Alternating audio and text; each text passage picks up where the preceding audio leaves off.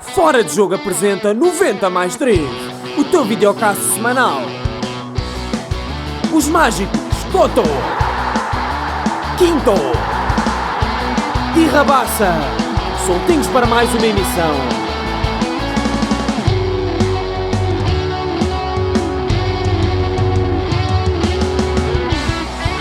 Noventa mais 3.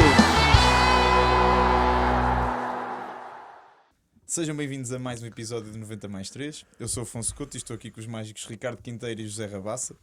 E hoje temos aqui connosco, pela segunda vez, e devo dizer que estatisticamente não és o primeiro a avisar, nem és o mais novo, porque esse título pertence a Jorge Andrade, mas hoje temos connosco Rui Miguel Tovar, uma vez mais, agora aqui connosco na RFM. Exatamente. Passado praticamente um ano, estávamos agora aqui a relembrar-nos e, portanto, muito obrigado Obrigado eu. por aceitares mais uma vez o desafio. Da próxima vez eu espero ser o hat-trick com o Jorge Andrade ao mesmo tempo. Pode ser? Fica feito o combinado desafio. um hat-trick. Claro. E haverá certamente oportunidades. Antes de começarmos, como sempre, o Ricardo tem aqui uma pequena apresentação para ti, para os que nos estão a ver ou a ouvir. Rui, boa noite. Boa noite também. Prazer tê-lo aqui mais uma vez. Rui Miguel Tovar, filho de Rui Tovar e Maria João Lourenço.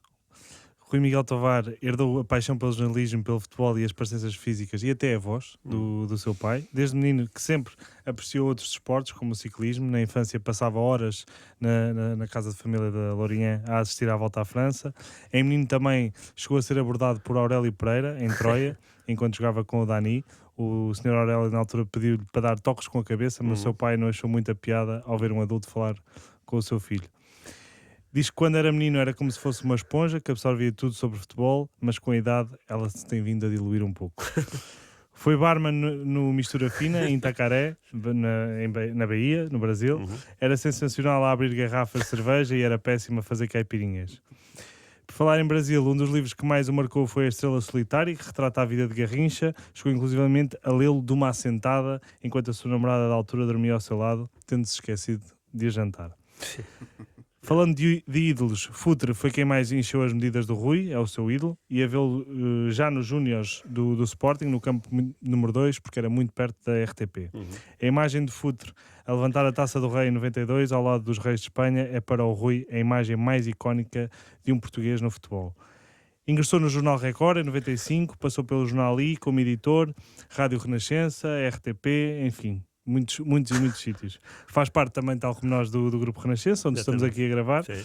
E também tem um maravilhoso programa chamado Jogo de Palavra, que vos desafio a todos a irem escutar e ver também. Cerca de 30 livros escritos. Gostava de saber como é que está aquela compilação que nos falou no ano passado de todos os livros gols de livro direto marcados no Campeonato Nacional. Gosta de passar os dias na hemeroteca, mergulhado nos compêndios das últimas décadas. Nestes quase 30 anos de carreira já entrevistou lendas como Lionel Messi, Zlatan Ibrahimovic ou o monstro António Simões, com quem iremos conversar brevemente e de quem o Rui está a escrever biografia, que pelo que soube acabou hoje mesmo, não é? Ou está a caminho de... Sim, está a caminho. Rui, muito obrigado uma vez mais por estar aqui connosco. Sejam bem-vindos, senhoras e senhores. Rui Miguel Tovar. E agora? E agora vamos às perguntas. Não, agora é essa. Agora é saber como é que está essa compilação dos livros diretos. Disseste que tinhas aí uma revelação? Não, sim, uma revelação tem a ver... não me lembro em que ponto é que estava o ano passado. Estava no início. Estava. Era década de 70. Era a década de 70, era a década de 70. Pronto, mas então, ok. Só que às vezes eu posso ter começado agora, não é? E ir até 70. Portanto, andei para trás, acho eu. A minha revelação tem a ver com os anos 60, que tenho completos. Portanto, do primeiro dia do ano de 60 até o último, de 69, portanto, nos anos 60, fiquei abismado com o melhor marcador de livros diretos, que é um rapaz chamado Mendes, que jogou no Benfica e depois foi vendido ao Vitória, ao Sport Clube, e passou muito tempo em Guimarães. E curiosamente, o fazer o livro com o António Simões abriu-me os olhos para esse nome, porque eu sabia que ele marcava muitos golos e questionava-me, não é? Qual era a posição no momento? O Mendes, olha, boa pergunta, mas jogava no ataque, naqueles 5 ou naqueles 4, era uma figura ofensiva, mas marcava livres. Alcunha era o pé canhão. E no Benfica não jogava porque ele, no tempo de Bela Gutmann, da primeira fase, portanto, do tempo em que o Benfica era campeão europeu, ele estava lá. E o Simões comentou, e está no livro, que o Mendes era um pouco desligado, não é? Tipo, treinar, não era assim a grande cena dele. E o Bela Gutmann dispensou. Pronto, e ele fez uma carreira extraordinária no Vitória. Muitos golos, ao ponto de... E agora volta ao ponto de partida. De livre diretos, anos 60, 22 golos de livre direto. 22. É o Eusébio Juninho dos anos 60 em Portugal. Diz? É o Juninho dos anos 60 em Portugal. O Eusébio tem 12. E o Eusébio é o Eusébio, não é? E tinha que... Sim. E o Mendes tem mais 10. O que no Vitória. Portanto, quantos livros é que ele teve para marcar esses 22 e quantos é que teve o Eusébio? É outro exercício que é impossível de se ter, mas os totais é que são espantosos e fiquei... E tive depois a ver se eu tinha cometido algum erro, né? E fui rever os golos e batia certo. Portanto, é assustador. Estamos a falar de António Mendes. António Mendes, sim. António Mendes. E não sei se chegou a ir à seleção uma vez, ou duas, ou 3. Quando estava no Benfica. É capaz de lá ter ido. E a marcar tantos gols pode ter aparecido uma vez ou outra, não é? Pronto, e é o facto mais que eu me lembro. É o último facto fascinante é esse. E pega aqui nos anos... Já pegaste nos anos 60. Fez um jogo pela seleção. Um jogo pela seleção. Pois. Pegaste nos anos 60 e eu acho que também este ano perdemos uma grande figura do futebol português, foi Artur Jorge. E que começa precisamente nos anos 60 a deixar a sua marca, 60, 70, 80, 90, mas começou nos anos 60 e é uma figura que acho que é interessante falarmos aqui, porque é uma figura que tem várias vertentes interessantes para onde explorar. E a primeira delas eu também começo por uma estatística muito interessante. Tu certamente saberás, porque tu nestas coisas não há ninguém como tu, mas não sei se sabias, e provavelmente sabes que o Artur Jorge quebrou uma hegemonia de 19 anos no Benfica, em que só houve 2 melhores marcadores em cada época, que foi José Águas e Eusébio. Sim. E Artur Jorge em 70-71 e 71-72 acaba por marcar mais golos que Eusébio, ser melhor marcador do campeonato. Incrível, não é? 71-72, que é a época dos Invencíveis, não é? Aqueles, isso é 72-73. 72-73, ok. E ele quebra ali essa... É incrível, não é? E é também incrível o seu registro na académica, porque ele vai estudar para Coimbra, não é? Ele é formado no Porto, no Futebol Clube do Porto. Exatamente, formado no Porto, lançado pelo... Estava o Pedroto já na estrutura do Porto, é o Otto Glória que o lança no... É? Isso eu não sabia que era o Otto. Boa. Exato, depois vai para Coimbra, marca 94 golos em 112 jogos, o que é fantástico. Sim. Ele era um fenómeno, não é? Não sei como é que ele era... Lá está, o fazer a biografia do Simões também me dá mais material para falar dele. Eu conheci-o pessoalmente porque ele tinha uma boa relação com o meu pai, profissional, e lembro-me que uma vez em 2002, antes de fazer caipirinhas e abrir garrafas de cerveja, fui entrevistá-lo a casa, nas Amoreiras, e entrei em casa. Isso era uma proeza para qualquer jornalista, porque ele não dava essas borlas a ninguém. E nessa entrepante, 2022 já foi há muito tempo. E eu não tinha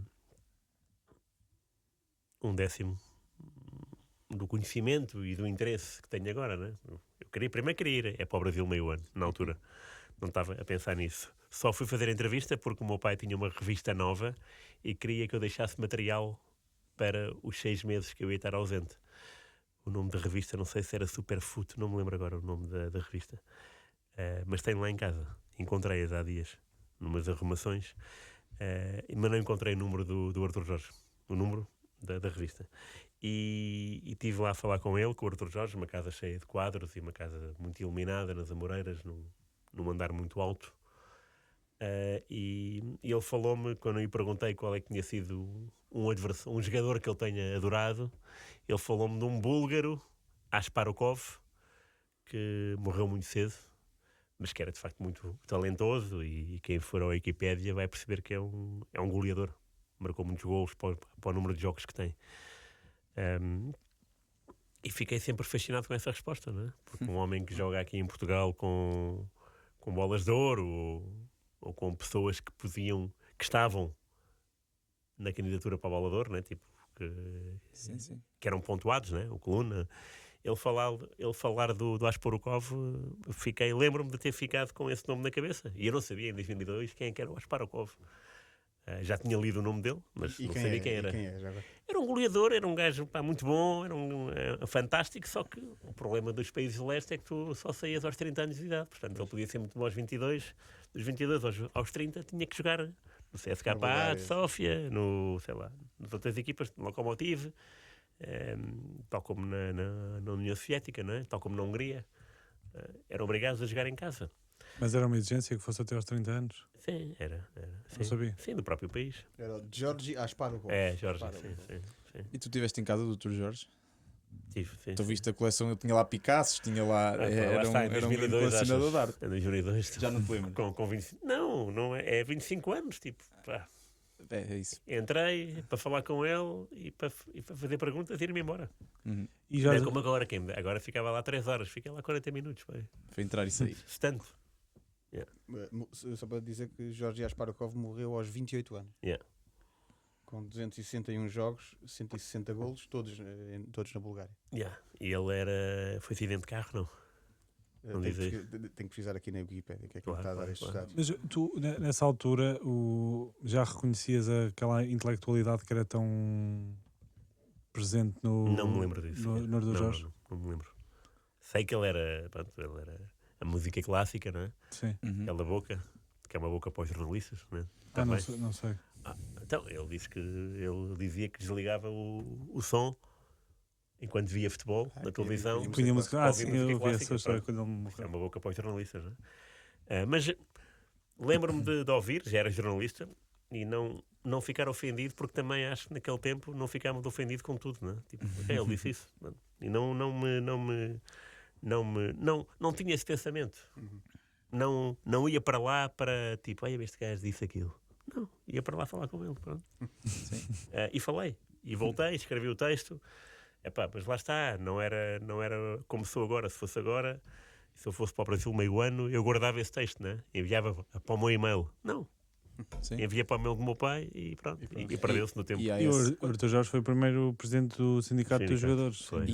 E os primeiros estatutos, e com o António Simões, envolvi também, e os primeiros estatutos assinados, feitos por Jorge Sampaio, na altura, um Claro. jovem Sim, o advogado. É. advogado naquela altura. A história contada é, pronto, foi o António Simões e Jorge Sampaio, os mais intervenientes, os mais interventivos na criação do sindicato. Só que o Artur Jorge tinha mais tudo. Tinha mais conversa, tinha mais... era mais intransigente, que o Artur Jorge era de gancho, no sentido em que conseguia pôr os jogadores do Porto desconfortáveis, não é? Só com o olhar. Aliás, o Futre diz que falar com o Otávio já era ok, mas falar com o Artur Jorge era calma, não é? Nós só íamos falar com o Artur Jorge se fosse uma coisa muito grave. E aí o Artur Jorge acabava com o dia do jogador, não é? Com um berro ou um olhar, ele cilindrava. Mas o Artur Jorge tinha mais cultura, tinha mais. Uma veia reivindicadora, né? Teve naquela Sim, Coimbra, claro, Coimbra fundamental. claro. E então os jogadores que estavam a formar o núcleo duro do pré-sindicato, os Eusébio, os Simões, o Tony, os jogadores do Sporting, alguns do Belenenses, concluíram que o Artur Jorge seria um bom porta-voz para a indignação da classe, né? Porque ele de facto sempre foi um homem bastante duro. E às vezes não. Em 72 é muito importante ser duro quando se está a falar de uma ditadura, não é? E, se não me engano, o sindicato o sindicato dos jogadores foi o terceiro sindicato Português. em português. Pô, é extraordinário. Não é? É, e contribuindo para o fim para aquela lei da opção em que os clubes Claro. podiam reter os jogadores. Sim. E ele até é candidato à Assembleia Constituinte por um partido de esquerda em 1975. Pois, Acaba por não ser eleito. Foi não. Portanto, tem esta veia aqui muito Sim, política sim. também. Sim, eram Tal como António Simões também esteve ligado ao CDS. também teve ao CDS, sim. Era importante fazer um livro a sério sobre o Artur Jorge. com tudo o que se encontra nos jornais da época, não é? De entrevistas, e fazer porque de facto é um homem que vai ficar para sempre na história. Não pode ser esquecido. É o primeiro treinador português a ser campeão europeu. E a ser campeão no estrangeiro. O que também é um feito incrível. Claro. O Rui pode assumir esse desafio ou não? Ok? De fazer a biografia do Artur Jorge. Eu agora em 2025 quero descanso. Quero ficar cegadinho. Este ano já foi muito complicado.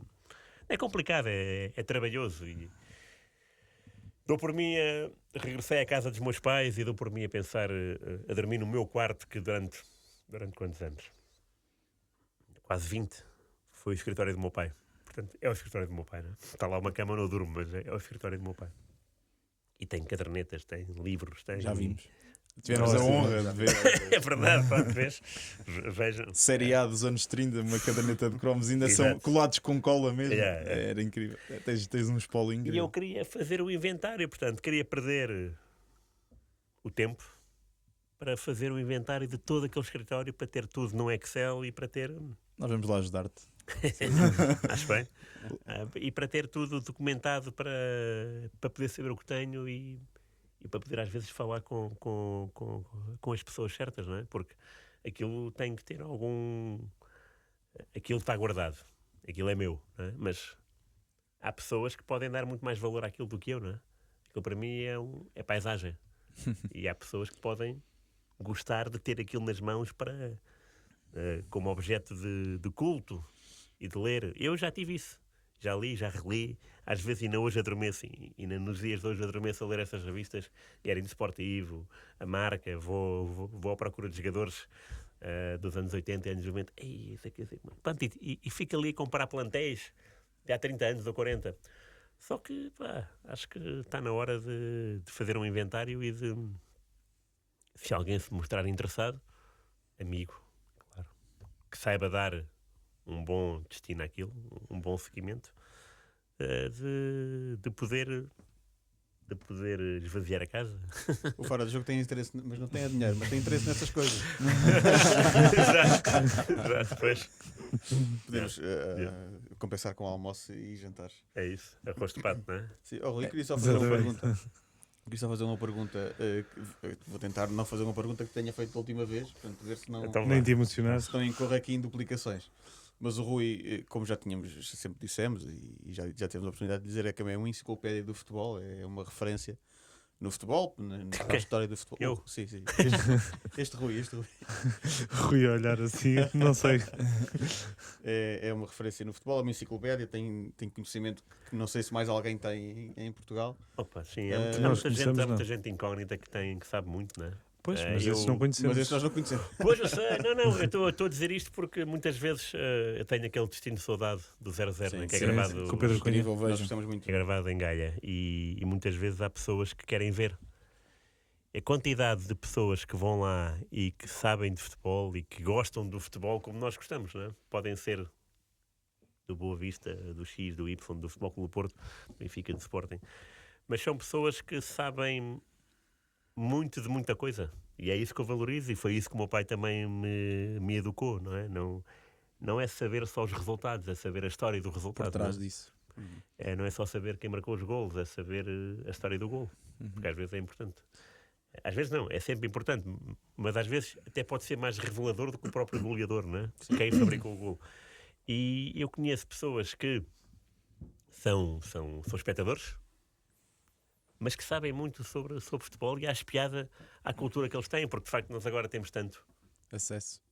O 0-0, já tivemos o foradejogo.net, que era espetacular, adorava, não é? Foradejogo.net, lembram-se? Não é do nosso tempo, Esse- mas, então não é? mas sei o que é. Pô, isso é um site. Nós já somos. O 00 fez ontem 21 anos. Verdade, Tipo, eu sei, nós já sei. apanhámos o 00 todo. Sim. O foradejogo.net era muito bom e era muito intuitivo. Eu adorava aquele site. E era um site que te dava para viajar no tempo.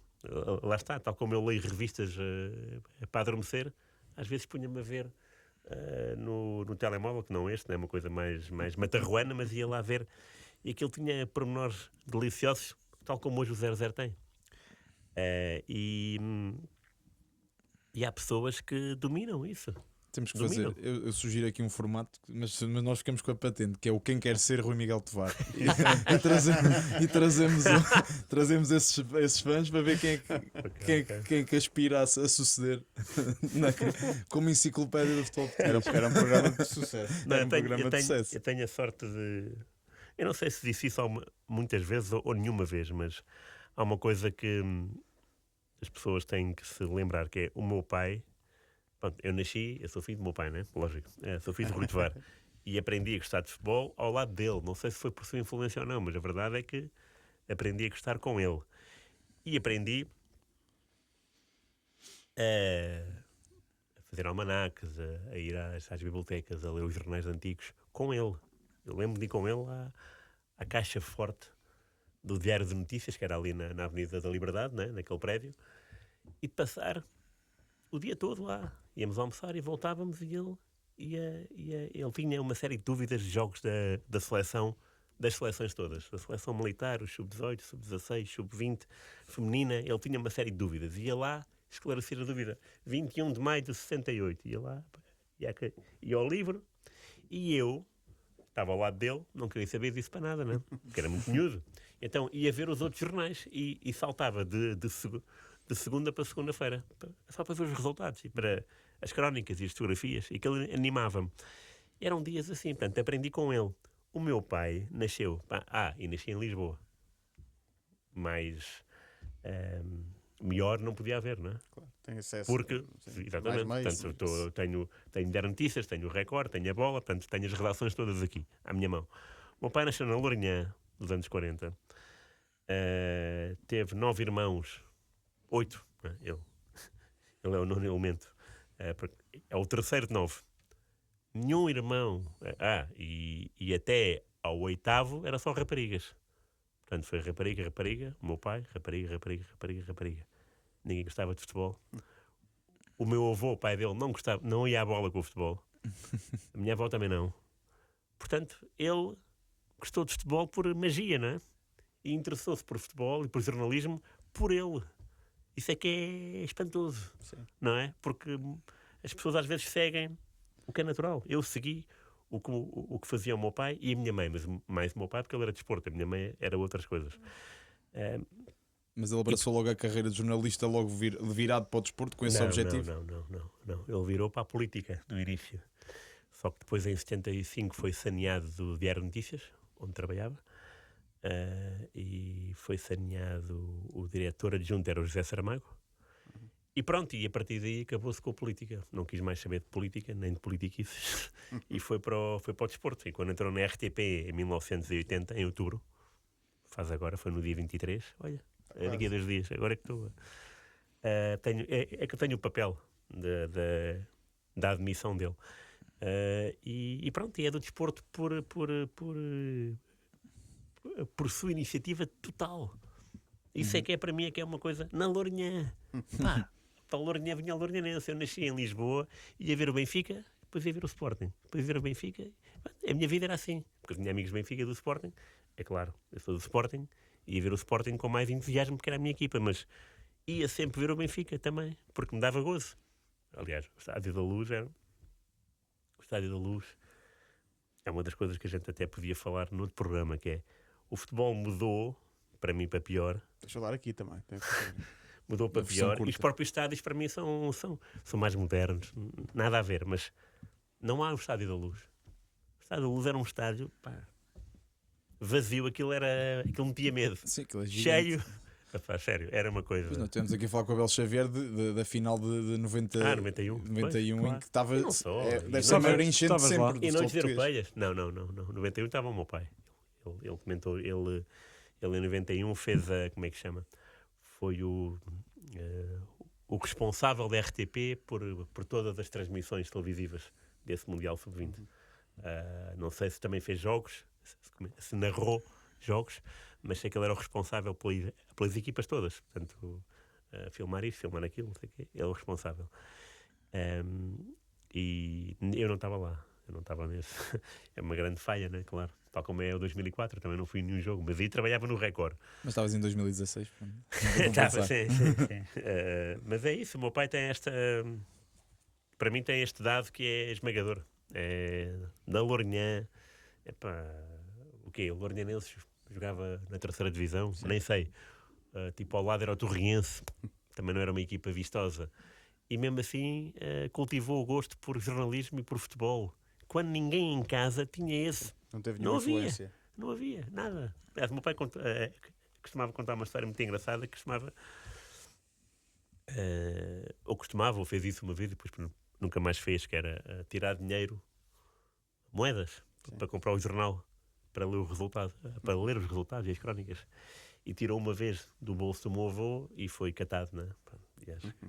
Agora não sei se foi uma vez, foram várias até ele ser apanhado. Mas a verdade é que ele não aguentava esperar. Ele não queria esperar porque o meu avô acordasse para ir comprar o jornal. Ele queria ler naquela hora. E é curioso, nós vivemos na Póvoa de Santo Adrião, não sei se sabem onde é que é. Sim, é caminho. Exatamente, pronto. Eu e os meus pais vivemos lá 11 anos, de 88 a 99, não? Pois. Não, mais. Foi de 88 até 2000 e pouco. 2003, se não me engano. Quando estás no escuro ao 2004 já estava nesta casa. Exatamente, claro. É por aí. E na Póvoa de Santo Adrião, Quinta das Flores, à frente havia uma hiperpneus do Luís Filipe Vieira. E lembro-me que estavam a construir um pequeno centro comercial. Um pequeno, com 5 ou 6 lojas. Uma padaria, um café e uma papelaria. E eu aos sábados e domingos, mas sobretudo aos domingos, às vezes ficava horas à espera dos jornais da Póvoa de Santo Adrião. Ficava à espera que a papelaria abrisse para chegarem os jornais e eu era a primeira pessoa a abrir o jornal e a ler em casa. E às vezes não chegava a casa, lia logo ali, no centro comercial híbrido, com uma padaria semi-aberta, com a pastelaria por abrir, e a ler os resultados. Que eu não sabia de véspera. O Milan e os Parmas, e ficava ali. Portanto, imagina o meu pai nos anos 50 e 60, sim, na Lourinhã. Isso para mim é que é mágico e que para mim não tem comparação. Mas estavas a falar dos estádios, o que é que mudou para ti nos estádios? O que é que perdeu o encanto? Eu preferia os estádios de Alvalade antigo. Nunca fui às Antas, não posso dizer isso das Antas em relação ao Dragão, até porque o Dragão é o meu estádio preferido dos novos, do europeu. Não gosto nada do estádio do Sporting, não gosto nada do estádio do Benfica, nem por cima é igual do Arsenal. Já tive dos dois, acho que o arquiteto é o mesmo. Ou se não é igual, é parecido. Não há ali diferença. Para mim, não há diferença nenhuma. Hoje vais ao futebol com menos gosto, ao estádio com menos gosto do que os antes? Com menos entusiasmo? Vou com menos entusiasmo porque o futebol também mudou, infelizmente. É muito mais do mesmo, não é? Primeiro é muito mais físico. Às vezes é só físico. E não gosto disso. Mas também, obviamente, que o olhar também mudou. Por causa dos anos, né? Mas eu preferia o futebol... preferia o futebol de antigamente por uma série de razões, até razões que não são futebolísticas. Imaginemos, as equipas entrarem à vez. Muito mais engraçado do que entrar tudo junto. Para que tudo junto?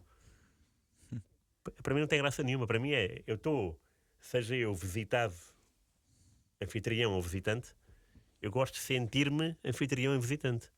Eu, se for ver o Sporting, não sei onde, eu gosto que as pessoas assobiem o Sporting. Fixe, isto vai ser engraçado. Até porque, com a quantidade de assobios, consegues perceber o fator casa, realmente. Isto aqui hoje, isto vai ser pesado. A seleção, a mesma coisa. Não, entra ao mesmo tempo. Não tem graça nenhuma. Outra coisa que eu não acho piada nenhuma, minuto de silêncio. Porque é que eles estão todos abraçados ao meio campo? Antes, era os jogadores espalhados no campo, portanto, guarda-redes, os defesas, os médios, e era muito mais forte. A mensagem passava muito mais. Sim. Tipo, isto é que é um minuto de silêncio. Agora, todos abraçados, porquê? E porquê é que temos que estar juntos sempre no minuto de silêncio? Eu posso querer estar na minha bolha, não é? Na minha aula, na ponta esquerda, e posso sentir isso de forma diferente do que o guarda-redes. Agora não, estamos todos juntos. Desempate de penaltis. Vamos ver imagens de desempates de penaltis. No Europeu 2004, Holanda-Suécia, não sei onde é que foi, não sei se foi no Algarve. Europeu 2004. Holanda-Suécia foi a penaltis, porque a Holanda encontrou Portugal e podia ser a Suécia. E nos penaltis há uma foto em que capta, não sei se são as duas seleções ou se é só uma, em que uns estão deitados, outros estão de pé, e agora não, agora é tudo, pá, estamos todos juntinhos. Pá, não é isso que faz o grupo. Aliás, notou-se, né? No Portugal-França, para mim. Foi no Algarve. Foi no Algarve. No Portugal-França nota-se, porque a câmara que está atrás da baliza do penalti está a filmar os jogadores para trás do marcador, não é? E quando o João Félix falha o penalti, as pessoas que vão recebê-lo ou vão ter com ele é o Ruben Dias e o Pepe. Não vai mais ninguém. Então estão juntos, mas porquê? Depois não vai lá, só vão 2. E quando o Ronaldo falhou contra a Eslovénia, também só o Ruben Dias é que foi ter com ele. Foi? Pronto. Não reparei. Exemplo. Durante o jogo. Okay. Durante o jogo. Ok. Sim. Tá bem. Também é um exemplo. Claro que sim. Portanto, estar junto é só é fogo de vista, não é? É falso. Pronto, eu não gosto. Eu preferia E no banco antes. também estão juntos. Diz? E no banco também estão juntos, geralmente. Bem, então, já não falo disso então. Agora lembraste-me de um assunto, de banco de suplentes. Antes eram 5, não é? Antes o treinador, mesmo em grandes provas, Mundial 90 e Mundial 94, acho eu, eram 22 convocados. Portanto, sei lá, em 90 eu não estava lá em Portugal, não posso inventar um Estava o selecionador. seu pai com o Rodrigues Carvalho. Miguel Prates. Imagina, e há o caso, o primeiro jogo da Itália com a Áustria, no Itália 90, quando o Schilacci entra e marca o gol de cabeça e começa a tornar-se o Toto Schilacci, não é? Há 22 convocados e todos os treinadores têm que escolher os 11 e os 5 suplentes, ou seja, 16. Há 6 que ficam de fora. Isto é que é ser um treinador para futebol, não é? É escolher e depois no banco tem 5 para meter 2. Escolhe, mas tens que escolher bem. Não é meter 5, isso é fácil. E convocar 26 agora. Mais fácil. Eu estava-me a reportar Itália-Áustria, o selecionador italiano disse os 11 e os suplentes a 5 dias do jogo. Vai ser assim e assim. E pronto, e foi. E no banco de suplentes estava o Schilacci e o Roberto Baggio, que foram, a partir do terceiro jogo, foram a dupla de ataque, porque antes era o Vialli e o Carnevali, que não estava a funcionar, não marcaram gols. O Vialli até falhou um penalti com os Estados Unidos, atirou ao poste, e pronto, e aquilo estava assim, coisa. E ele meteu. Mas ele tinha que escolher, os selecionadores, 11 mais 5. Sim. E o futebol tinha que ser aquilo. Tu confiavas naquelas pessoas. Não era ter 11, mais quantos é que são os suplentes agora? 11? Ou 12? Não, agora sim. Quantos Vão é que 18, sentam? vão 18, não é? Agora com as 6 substituições vão mais até. Vão 18 ao banco? Não, 18, ou seja, 11 11 mais 7. mais 7. E depois entram 5. Agora com 5 substituições. Agora se calhar já tem mais. Eu acho que agora abriu para mais. Por acaso acho que continua a ser Não, acho que é 18. 18, não é mesmo? Mas já é lá, no Mundial. 18. Não vão todos ao banco no Mundial. Sim, sim. nas Sim, outras sim, seleções, sim, sim, todos. Qual é o gozo? Diz-me lá, qual é o gozo? De um papel de um treinador, tens todos à disposição, mas não tem lógica preparar o jogo mesmo. Sim, mas também é outro tipo de gestão aí, gestão de comportamentos, gestão da musa, portanto também é Gestão também, de comportamento e não percebi. comportamentos e também de reações do próprio AMU, de um jogador ficar no banco, esse tipo de Mas coisas. antes também vi jogadores com Claro. egos e com amus. Claro, mas indo para o banco tem a expectativa maior de entrar. Sim, percebo, mas para mim facilita tudo. Facilita o jogador e facilita a vida do treinador. O treinador vai ao jogo e sabendo que pode contar com, portanto agora são 26, não é? Sim. Portanto 11 mais 15 no banco. Tenho estes 15 para escolher. Não, mas já pode ir 23, acho eu. Já pode ir 26. Acho que no primeiro Euro, em 2021, Causa da pandemia. ficavam 3 de fora e agora já foram todos. Mas Acho que pronto, sim, estamos a acho que é. começar aqui a entrar em alguma Não, ficam inflexão. sempre 3 fora na bancada. Ficam 3 na bancada. Acho que não, por acaso Então acho que agora foram ficou, todos. tu tem ficado na seleção. Sim. Não, no Ficam- europeu, Ah, no europeu não sei. Não no europeu, no primeiro europeu em que houve 26, iam 3 para a bancada. Neste aqui, eu tenho ideia que vão todos para o banco. É capaz. Os 26. É possível. Portanto, isto para dizer que agora é fácil, pronto. Para mim é fácil. É fácil, quer dizer, é mais fácil escolher. E antes achava mais complicado. E o complicado é que tem graça, não é? Sim, até quando não havia Na substituições. minha perspectiva. Hã? E quando não havia substituições, Claro. outra história. Pois, exatamente. Essa é outra. Eu gostava de saber quantos jogadores aguentariam uma época inteira a jogar sem substituições. Exato. Isso é E o Mundial inteiro. Porque Portugal de 66, e o António Simões queixa-se e diz, e não sei se está assim tão certo que diz, ninguém sabe, mas ele diz, se houvesse substituições, Portugal era campeão do mundo. E eu percebo, porque o Sporting foi campeão nacional em 66 e o ataque era o Pérez, era o Figueiredo, era o Lourenço, que eram 3 goleadores do Sporting fantásticos. Não jogaram nem um minuto no Mundial. E percebo, mas também é preciso ver que a Inglaterra e a RFA e a União Soviética também tinham suplentes de jeito, e se pudessem fazer substituições, se calhar podia ser um Mundial diferente. Sim. Claro que poderia, mas também poderia ser um Mundial igual e a Inglaterra ganhar na mesma, mas não deixa de ser um desafio a saber quantas seleções jogaram sempre com o mesmo 11, porque Portugal, do meio campo para a frente, jogou sempre com o mesmo 11 no Mundial 66. Quantas seleções fizeram isso na história? Porque isso era mesmo barra pesada, né? Era jogar sempre. Cartões. Sim, exatamente. Sim. Também tinha essa. Verdade. E o Eusébio Cris já tinha tido 3 operações, intervenções. Acho que era ao joelho. 4. Acho que são 4. Sim. Mesmo assim faz 9 gols, então é uma coisa impressionante. Claro. Só podia haver substituições se saísse alguém lesionado ou nem isso? Não é isso. É isso. Então, Jogavam quando é. Depois Pelé Pelé com Portugal e continua em campo. Sim, mas aí também foi uma. Era o Viola, não é? Que se chamava o treinador do Brasil, que insistiu bastante para que ele tivesse. Não, Feola não, seria? Ou Viola, não sei. Boa pergunta. Não sei. Qualquer coisa com essa. Entoação, não é? Com essa entoação. Mas ok, não sabia isso de cor. De quê? Da questão de Portugal só ter jogado com as mesmas peças do meio campo para a frente mudou, em 66. Mudou um bocado na defesa, mudou de guarda-redes do primeiro para o segundo jogo, porque o Carvalho não esteve bem no golo, e então o Autoglória meteu o José Pereira do Belenenses, e o José Pereira fez o resto do Mundial. Mas na defesa jogou o Moraes, mas também jogou o Festa como lateral direito, que era do Porto, e depois o Vicente, que era era um dos grandes defesas, o irmão do Matateu. O Vicente lesionou-se na mão, que também é uma lesão que agora seria corriqueira, mas que na altura não podia jogar, e não jogou com a Inglaterra. E, portanto, entrou o José Carlos, que era o capitão do Sporting. E pronto, essas mudanças na defesa foram menos o Hilário. O Hilário foi o único lateral esquerdo. Pronto. Do lateral esquerdo e do meio campo para a frente jogaram todos o mesmo. Pronto, agora faz-se mais gestão. O Germano não jogou esse Mundial? Jogou uma vez só, foi capitão, mas já tinha uma idade. Era Germano, era Alexandre Batista. E o Vicente, pois, não. A dupla mais frequente foi o Vicente e o Alexandre Batista. O Germano foi capitão. Aliás, é fácil ver as fotos. Pois eu vi uma foto do António Simões em que ele está com o Galhardete na mão. O Simões? Não, o Germano. Pois, exatamente. Daí o jogo contra a Coreia? Não. O Germano é na fase de grupos. Não sei se é o primeiro ou o segundo jogo. Não me lembro agora. Mas sei que o capitão dessa seleção era o Coluna. E acabou por ser o Coluna, né? Porque é ele que aparece em todas as fotos. Em quase todas, menos nesse jogo. Mas o Coluna em 64, acho eu, a seleção vai ao Brasil. 2 jogos, um no Rio e outro em São Paulo. E a história que se conta nos jornais da época é que o Coluna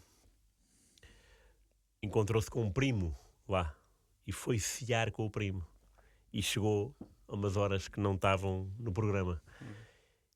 E diz o Coluna, isto é ipsis verbis daquele tempo.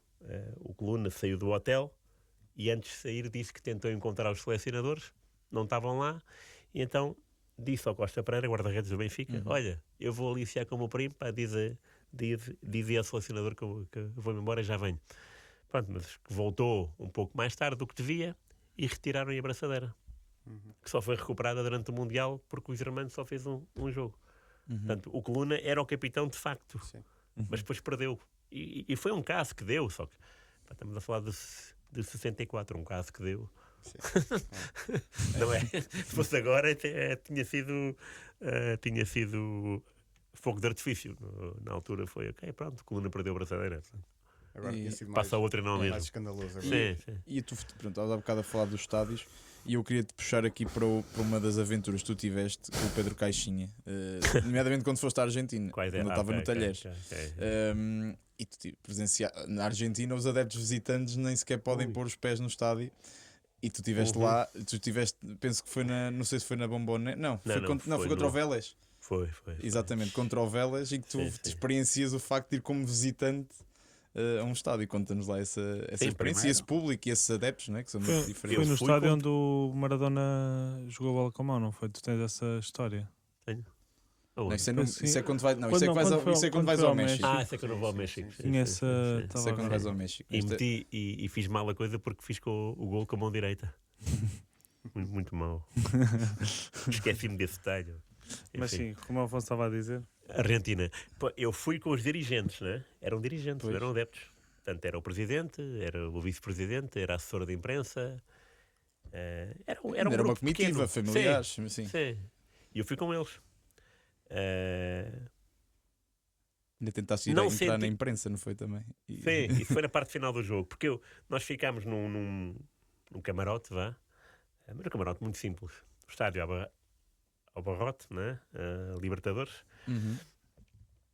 primeira mão, se não me engano, e aquilo estava 2-0 para o Vélez, e estava perdido. De repente, 2-1 e 2-2, eu tenho essa ideia. E quando é o 2-1... Não, e quando é o 2-2... Não, quando é o 2-1, os adeptos... os 2-1 é os 80... Digo eu, 81, 82. Os adeptos do Vélez viram-se para a nossa bancada, mas era impossível alcançar-nos. E pronto, e a bancada e o camarote era feito de... Estava meio revestido, não era ao ar livre. E começam a insultar-nos. Mas de uma forma... mas está 2-1, qual é que é o stress? E ato contínuo 2-2. Bem, 2-2, uma grande barraca. Primeiro os festejos dentro do camarote, não é? E eles aqui a verem os festejos. E eu pedi para sair um bocadinho, porque ia à casa de banho. 87 minutos, fui. O jogo ainda não tinha recomeçado quando voltei. E perguntei a uma mulher polícia que estava a guardar a entrada de jornalistas. Eu, sou jornalista, posso... porque ela questionou-me. Sou jornalista. Não, mas você não está com essas pessoas. Eu estou. Não pode entrar aqui. E eu fiquei a olhar para ela e olhei assim. Olhei para ver a bancada de imprensa. Era tudo meio jornalistas, não é? Era uma coisa impossível. Estavam todos a insultar os jornalistas. Os jornalistas estavam todos a insultar também o camarote. Okay? Só que nesse momento foi o 3-2 do Vélez. E foi uma algazarra brutal. E foi incrível ver como é que as pessoas estavam todas ali e de repente foram todas lá para baixo, né? Daquela coisa muito argentina, que é o descer.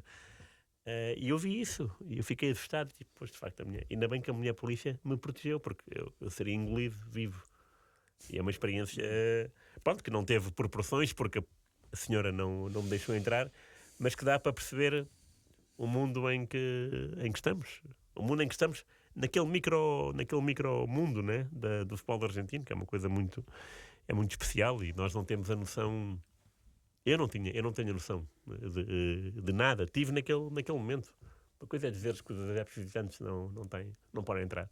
E está bem, e nós dizemos isso sem pensar realmente, mas depois estar lá e sentir, é arrepiante.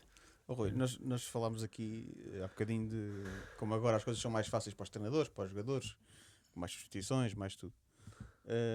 Mas há um tema incontornável, sobretudo agora esta época tem surgido com mais peso, que é o dos jogadores fazerem excesso de jogos. Que agora, temos por exemplo a Liga Portuguesa, ou a Liga Francesa, ou a Liga Inglesa, que já tem os seus 30 e tal jogos, mais a Champions agora tem mais 2 ou 3 jogos. Mais o Mundial Clube. Mais as duas taças internas por cada país. E há jogadores que se arriscam a fazer 70 e tal jogos numa época. Eu vou dizer uma coisa. Eu há meses, acho que foi no verão, em agosto, percebi que o Fortaleza estava em terceiro, em quarto do Brasileirão. Fortaleza, deixa cá ver. E fui ver um jogador. Esse jogador já tinha 70 jogos este ano civil. Sim. E ainda por cima no Brasil, que eles têm que viajar longas distâncias entre jogos com 2 e 3 dias. E estadual, que conta, né? Para eles contam. É uma prova. Sim. Não é cá a Taça de Honra de Lisboa, que a gente joga e tal. Não, aquilo é mesmo a sério. sério. É o Augusto Inácio que é despedido no estadual, não é? Nem chega a jogar. Tivemos aqui um convidado que foi ele. Vai logo acho que é logo no estadual, é logo despedido. Tivemos aqui um convidado que, como se o Rui não soubesse quem Que é é o o Agostinho. Agostinho Inácio. Não, temos aqui um convidado. Eu não estou a falar Não, só. eu estou a dizer. Não, pareceu outra coisa. Pareceu o giro do género. O Rui não sabe quem é o Agostinho Mas eu Inácio. não estou só a falar para o Agostinho. Não estou só a falar para o Rui, estou a falar para as pessoas que nos estão a ver. O que eu ia perguntar ao Diz. Rui é se também, enfim, tem uma forma mais particular e mais atenta de encarar o futebol, já com algum input histórico. Se acha que o futebol fica melhor, ou os adeptos gostam mais de futebol, por haver mais jogos, um excesso de jogos por época. Ou seja, 80 é melhor que 70, 90 é melhor que 80, 100 é melhor que 90. Acha que deve ser esse o pensamento? Isso percebe a posição de jogadores como O Rodri tem sido Tess mais Lesionou, vocal. o próprio Bernardo Silva A também Premier League falou. tem falado na hipótese de greve. Ok, pois sim, eu passo um bocado por cima disso, mas por cima disso de tudo, até de resultados, às vezes vou ver à noite, é fixe e tal, aconteceu isto, já não vibro assim tanto, ou vibro menos, vá. Mas a questão aqui dos jogos e das greves também tem que estar associado ao dinheiro, não é? É um facto. Deles. Será que eles são dispostos a receber Sim, menos dinheiro? essa é uma das Não condições. é? Pronto. Isso é isso que se fala. Ok, Claro. tudo bem, aceitamos, mas há aqui uma Claro, redução. claro, ok, claro. Achei curioso o Haaland, norueguês, que não esteve no Europeu, dizer que todos os jogadores lhe pareceram cansados no Europeu. Porque a mim também me pareceram. Pois. Só que eu não sou jogador e não sei muito bem e não vejo...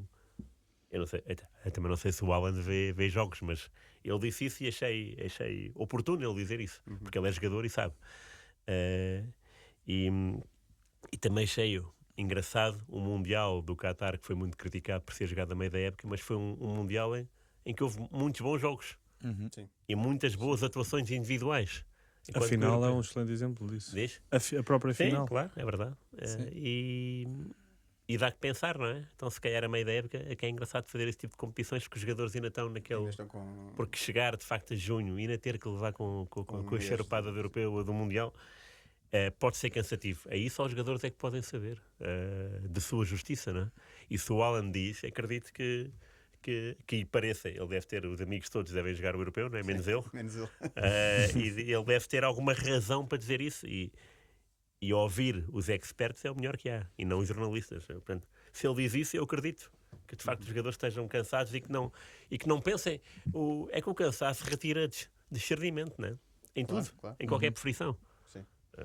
E até, sei lá, até pode retirar discernimento a uma pessoa que vai para o trabalho e engana-se na rua em que vai virar, não é? E mete pisca para o outro lado porque está cansado e está... Portanto, os jogadores devem estar a passar pelo mesmo. E estou de acordo com o Mundial de Clubes.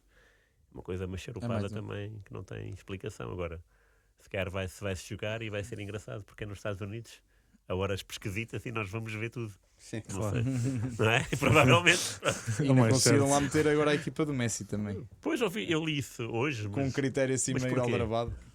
Não, mas faltavam equipas ainda. havia a equipa, ou seja, o país organizador é os Estados Unidos. Ok, sei. Mas sei. o critério para colocar o Inter de Miami foi estranho, que foi a equipa que acabou o playoff, a Mais fase pontos. regular com mais pontos. Exatamente. Ok. O que não faz sentido. Mas o que é que estava previsto? Era o quê? Não, ou seja, nem Era a havia bem um equipa critério, pois. mas aqui o justo até seria que fosse pelo menos o campeão, que foi o Columbus Crew na época passada. Ok. Na época passada a equipa do Messi ficou em penúltimo na MLS. ok. Pronto, ou seja, foi campeão da fase regular, mas isso não. Mas já começou a fase playoff dos Estados Unidos? Acabou agora a fase regular. Só. Pois eu sei que o Messi estava a exibir um troféu e até contabilizaram esse título, não é? Sim, Da fase regular. é isso. Então, mas Eles chegaram aos playoffs. isso é um título? É que para mim não é. Não, e que foi a equipa com mais pontos. Porque Eu há duas, sei, há mas duas vende. zonas. Eu Foi sei a equipa com disso. mais pontos de uma zona. Certo, mas a equipa, Não que faz ganha, sentido. a equipa com mais pontos da NBA não isso, é exato. considerada campeã, acho eu. Não, eu acho que foi um mecanismo para conseguirem, já que não conseguiram trazer o Ronaldo, trazer o Messi, não é? Pois. Porque o Ronaldo não foi pela via das Champions Asiáticas. Sim, mas veio Jorge Jesus. É isso, vejam Jesus. Pois é. Mais ou menos, mas- como é que ela estava aqui a ver o nome, que é como a taça da União das Associações de Futebol Árabe. Também foi aquele título que o Ronaldo ganhou. Pronto, são coisas que também criam um bocado nesse, Sim, sim, com esse intuito, não é? Uhum. Acaba por ser isso. Vamos a mais histórias, Afonso? Vamos a Vamos mais puxar histórias. pelo Rui. Vamos fechar. E até a pergunta é mais aberta. Tu tens um livro que é o Viagens Sem Bola. Que eu tenho, que já e tenho autografado pelo Está autor. autografado. É verdade. foste Em lá. casa do autor. É Casa verdade. do autor. com a minha filha. É verdade, A brincar é com a verdade. Emma. E passando por esse livro, que tem bastante histórias e que tu has-me de emprestar para eu ler. Mas eu gostava que nos contasses aqui assim, as histórias que assim mais te marcaram e por essas todas as tuas viagens. Para as histórias que marcaram, eu vou contar aquelas que não estão escritas, porque Boa. não é? Também é bom, temos um exclusivo. É melhor, não é? Sim. Eu gostei desse som. É um e-mail aqui. Foi oportuno. Desculpem, Não, tranquilo. estou a ser solicitado. Acho bem. A vida dupla. Há duas histórias que são. Duas histórias, porque me lembrei delas agora. Se fosse daqui a 10 minutos, eram outras duas, ou uma. Uma história tem a ver com o Manuel José. Estava no Record, foi em 2006. O Al-Ahly tinha chegado a mais uma final africana. E o Record fez-me enviado especial ao Cairo. E eu já trabalhava o Manuel José há muito tempo, há meses, anos até. Porque o Manuel José teve uma primeira época lá, depois acho que veio treinar o Belenenses e depois voltou para lá de forma definitiva, né? E esteve lá muitos anos seguidos. E eu estava sempre a dar notícias. Cada vez que o Al-Ahly jogava, eu fazia uma notícia para o Record, para o jornal. Porque é 2003, 4, 5, 6. E portanto, em 2006 já havia uma proximidade, uma intimidade, mas eu não o conhecia pessoalmente. E liguei-lhe a perguntar: olha, o Record está a pensar em enviar-me para o Cairo a uma semana da final, da segunda mão da final da Liga dos Campeões, mas ir uma semana implica estar com o Manuel José. Portanto, implica um dia ver uma entrevista, outro dia ir por dentro do balneário do Al-Ahly. Claro, ok, tudo bem. E então levámos fotógrafo, que era o Vitor Chi. É o Vitor Chi. Que quando estava no Egito comigo durante uma semana, os egípcios achavam que ele era egípcio. Portanto, é para verem a figura que ele é. Eu era estrangeiro, mas ele era egípcio. Okay. E então lá fomos. Fazíamos escala em Milão. E eu lembrei-me de ligar ao Manuel José em Milão a dizer: olha, Manuel José, já estamos em Milão, então amanhã, chegamos de madrugada ao Cairo e pronto. E agora conto ter a sua ajuda, não é? Não vale a pena vir. E eu em Milão, Não vale. Não. Uma semana. Não, eu não vou falar a uma semana da final. Isto é um jogo muito importante para mim e tal. Então, mas o Manuel José disse que sim. E o Record está empenhado, né? Gastou dinheiro. Não. E ficou assim. Não, eu não faço. Pronto, mas tínhamos voo, né? Vamos lá. Por acaso perdemos o voo. Porquê? Porque Calhou bem também. Porque o Record, e bem, pôs o meu primeiro e último nome. E no aeroporto o Rui Carvalho, eu não ouvi, né? Rui Carvalho, let's call, Rui Carvalho. E eu nada. De repente, espera aí, foi o Rui Carvalho. E quando fui, estava o avião a sair. Estava o nariz do avião a sair da manga, não é? Sim, Portanto, sim. Pensaste que era o ator? Agora não é possível. Então dormimos não sei onde e fomos no dia seguinte. E fomos no dia seguinte bem cedo e chegámos, eu lembro que chegámos, era noite ainda.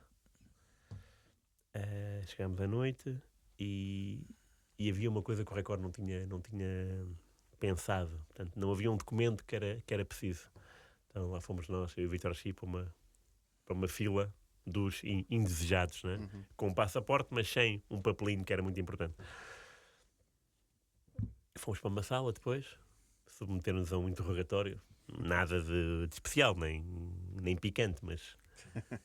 Bem, quando ele soube que eu estava lá para entrevistar o Manuel José, meteu-nos num carro altíssimo, tipo Jeep, nem muito alto, e parecia uma limusine. Portanto, passou de uma pessoa, tipo, um polícia a sério, tipo austero, para um gajo. É português, é de Portugal, Manuel José, Mister Manuel José, sim, Mister. Ali. Então, siga. O carro, fomos para o hotel e depois a nossa primeira missão era ter com o Manuel José, mas tinha ficado, eu não falo. Então fomos ter ao centro de estágio do Al-Ahly, onde já estavam dezenas de pessoas com bandeiras, com foguetes, dezenas de pessoas a querer entrar. Eu e o Vitor Chi, como éramos jornalistas, e a palavra press é universal e as pessoas ficam, uau, ok. Portanto, os porteiros deixaram-nos entrar e encaminharam-nos para a sala onde estaria Manuel José. Ele estava com os adjuntos e com o tradutor a visionar um jogo. Eu acho que era o Al-Ahly com o Etoile do Sahel, da Tunísia. Tenho essa ideia. Portanto, devia estar a ver. E Manuel José disse, Rui, está bom e tal. Conhecemos aí. Não é? Primeira vez. Desculpe lá, Rui, mas não dá. Pá, isto aqui para falar não dá. Falei ontem com o presidente. Isto vai ser... vamos entrar em estágio. Para fora do Cairo, que isto está a loucura. Você viu aí à porta. Isto está a loucura. Não. Ficar aqui com estes gajos não dá. Isto vai retirar concentração à equipa. Não pode ser e tal, sei o que digo mais. E não posso falar. E o que é que eu vou fazer aqui durante uma semana sem Manuel José, ainda por cima? Pois, agora isso eu não sei o quê. Eu, se ganhar, dou-lhe a entrevista. E terça, quarta, quinta, sexta, como é que eu encho o jornal, não é? Sábado. Como é que eu encho o jornal até a hora do jogo? Manuel José tem que falar comigo, não sei o quê. Não falo. E disse não falo e foi-se embora. Voltou para a sala de visionamento. Muito simpático. Sim. Ele tem duas caras. Ele é assim. A primeira impressão é tipo, ele gosta de criar frição, de ser o duro.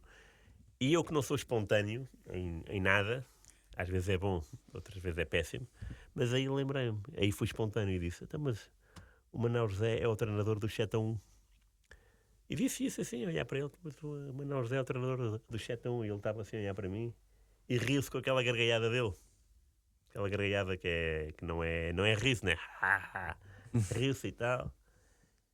E pronto, e de repente estávamos dentro do balneário do Al-Ahly, havia jogadores a rezar, havia outros a equipar-se, mas a rezar mesmo, tipo com tapete, tipo virados, né? Tipo para o mesmo lado, a rezar.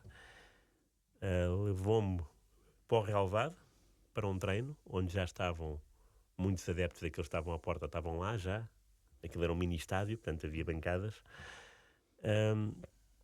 E eu não percebi que de facto eles vivem futebol num outro nível, porque o Al-Ahly tinha 2 internacionais angolanos, era o Gilberto e o Flávio, que depois até jogaram o Mundial nesse ano na Alemanha. E o Flávio até marcou a Irão. Exatamente, Angola-Irão, é o único gol de Angola nesse Mundial é de cabeça. E é do Flávio. O Flávio tinha falhado um penalti no Al-Ahly Zamalek, em que o Al-Ahly ganhou ou 6-0 ou 6-1, mas tinha falhado um penalti. E ele estava no banco de suplentes, no treino, não é? Estava no banco de suplentes, a equipa entrou toda e o Flávio foi o último a entrar. Os adeptos começaram a assobiá-lo. E eu perguntei ao Manuel José, eles aqui não perdoam.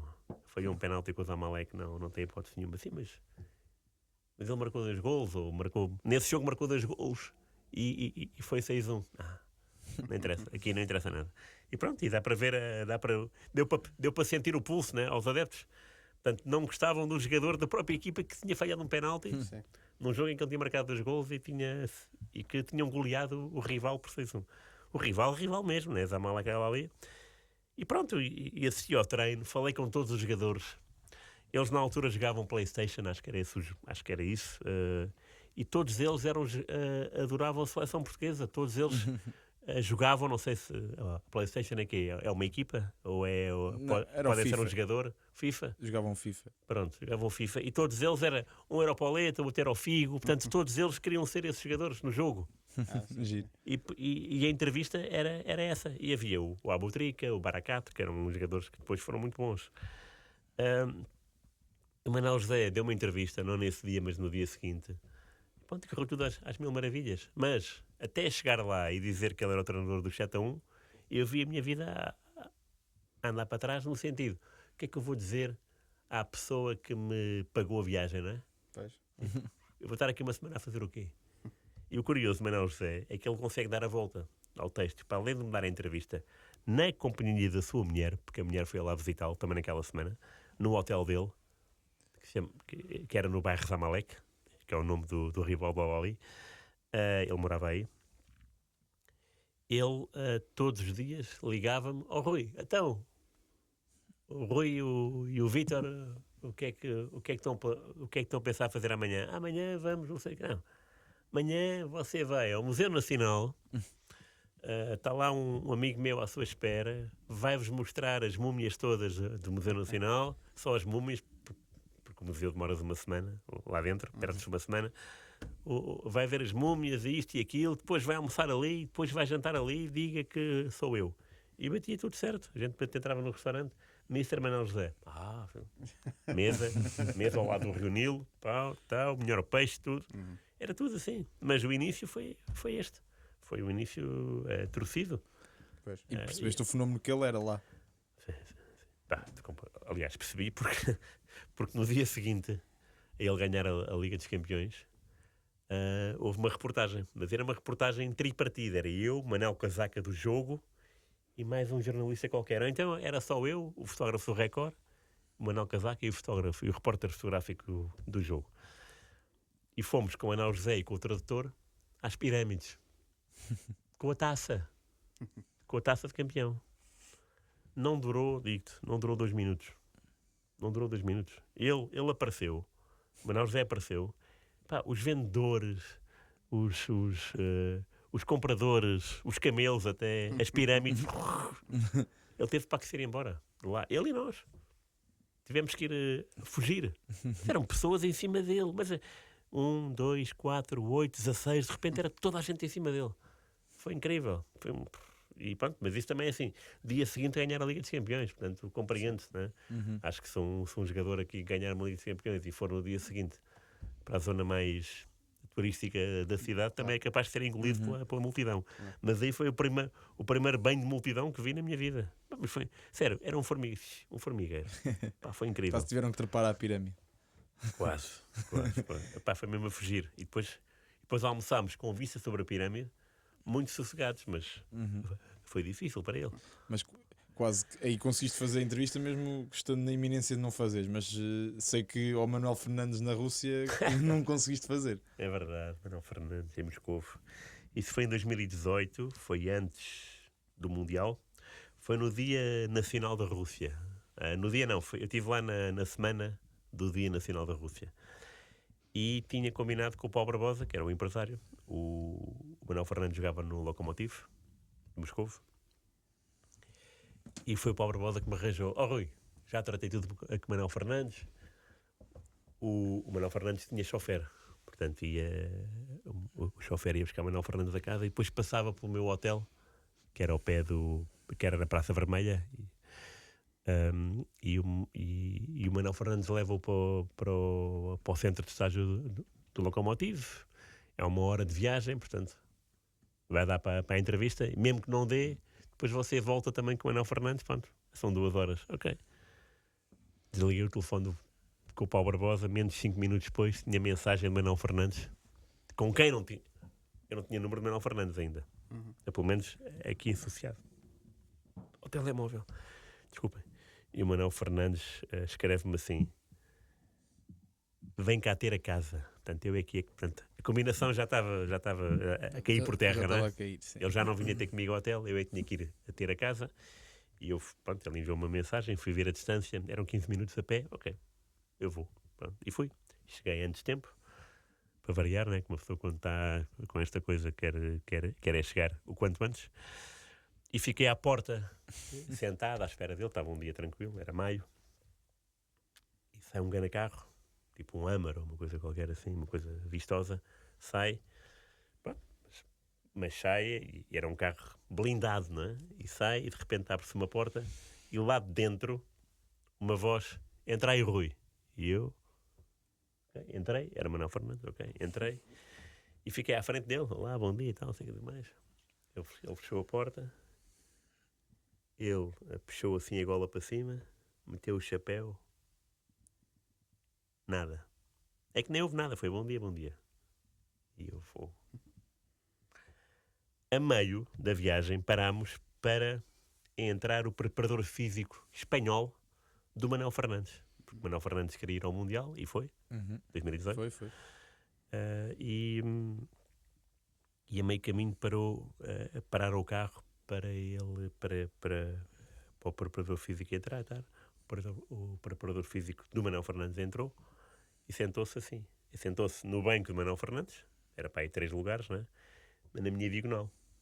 E pronto, ok, sei mais. E às tantas, mas foi palavra puxa palavra, foi muito rápido. Percebi que a mãe dele, a mãe do preparador físico, espanhola também, não só morava em Portugal, como morava ou na Lourinhã, ou em Torres Vedras, era no Oeste. E eu, meu pai é na Lourinhã. Bem, então foi a viagem toda, uns 40 minutos, eu a falar com o preparador físico do Manuel Fernandes. E ele nada. Tipo, com o chapéu, não sei se estava a fingir ou não, mas não estava a cumprir com o combinado, não é? E o Paulo Barbosa enviar-me mensagem. Então, Rui, está tudo bem e tal. E eu, já trato este assunto, deixa-me cá primeiro dialogar e falar do Oeste com este meu amigo Castiano. Saímos e eu estava tão noutra que nem me lembrava que o Éder estava no Lokomotiv Moscovo e tinha dado o título de campeão ao Lokomotiv nesse dia, nesse ano. E, portanto, a gente sai e tal, Manuel Fernandes vai se equipar e eu fico a ver o treino. Está aqui o Éder, espetáculo. Pedi para falar com ele e ele disse que no final do treino falava comigo. E falámos num banco de jardim virado para o campo de treinos. Entrevistei Manuel Fernandes e quando vou entrar no carro para voltar com o Manuel Fernandes para Moscovo, o tradutor do treinador, e o treinador era o Yuri Siomin, é muito amigo pessoal do Paulo Barbosa. Então o treinador estava-me a convidar para almoçar com ele lá na cantina do Lokomotiv. E eu, sim, claro. Pronto. Assim fico com 2 entrevistas. O Éder já tinha feito e o treinador. Mas Manuel Fernandes ainda nada. Então cheguei ao Amar, digo eu, não sei se era. E Manuel Fernandes estava tipo, acho que estava equipado ainda, tipo, mas ia-se embora para casa. E eu disse, não, eu fico aqui que eu vou entrevistar o treinador. E ele ficou a olhar para mim assim, espantado, mas eu não sei se era espanto ou se não era. E pronto, eu vim-me embora. Não estava para aturar mais aquilo, não é? Então pronto, entrevistei o Éder, herói do Europeu 2016, e entrevistei o Yuri Siomin, que foi uma boa entrevista, embora ele falasse russo, o tradutor traduzia. Eu acho que o tradutor até era em português, mas eu agora posso estar a viajar. E foi também no Banco de Jardim, ali ao pé do centro de estágio, ali dentro do centro de estágio, ao pé do treino. E acabou por ser um dia divertido, mas começou torto, não é? E entrevistar o Manuel Fernandes, entrevistou Nunca. o Éder e entrevistou... Nunca entrevistei o Manuel Fernandes. E depois queixei-me ao Paulo Barbosa, e Paulo Barbosa, pois, sei quê, pá. É quase sempre a mesma coisa. Como que a dar a entender que não era fácil. E de facto não foi. Portanto, é uma coisa em Moscovo, nem sequer é por telefone, à hora combinada. Não. Em Moscovo, dentro do mesmo carro, não falou. Desde então, nunca mais tiveste contacto com ele? Não, nunca mais. Houve aí o ano passado fui ver um jogo do Atlético e o presidente do Atlético disse-me: Manuel Fernandes está aqui a treinar, sabia? E eu, está bem, está. Está bem, está. Ok, boa. Então, era ele e alguém. Quem é que André Martins. Aliás, ele esteve aqui connosco na nossa primeira temporada. Foi?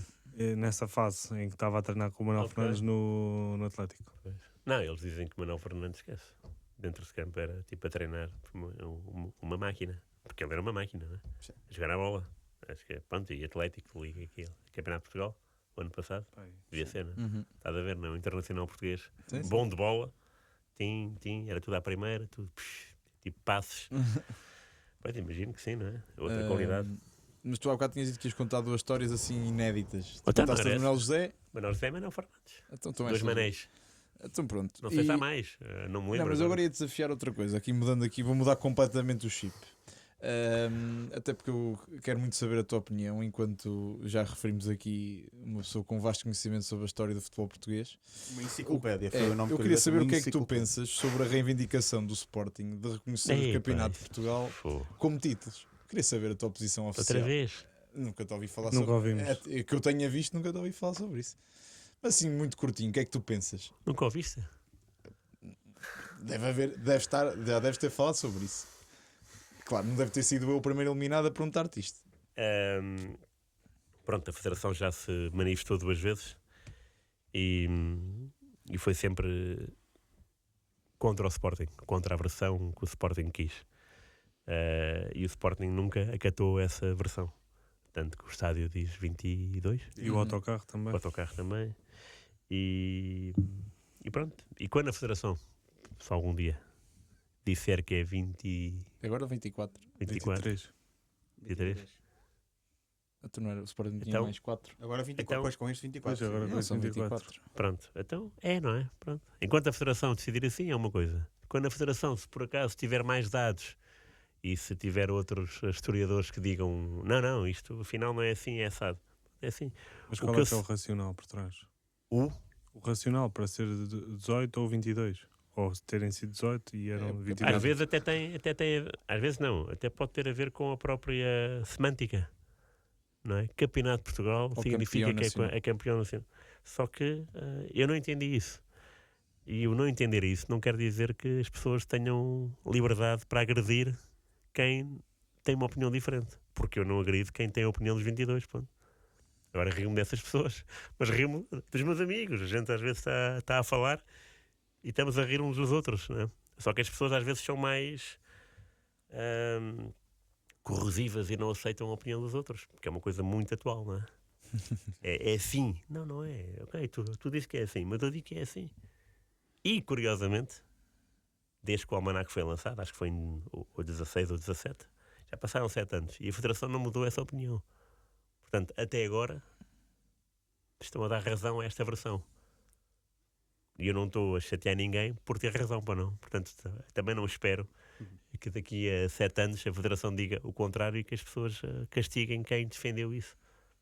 É tão simples como isso. Há duas ideias. As pessoas que defendem o A e as pessoas que defendem o B. Eu só quero que as pessoas que defendem o B respeitem as escolhas de alguém que defende o A, mais nada. Não é atacá-las como se fôssemos os maus da fita, porque aqui, neste campo, não há maus da fita nem maus da fita. É um número.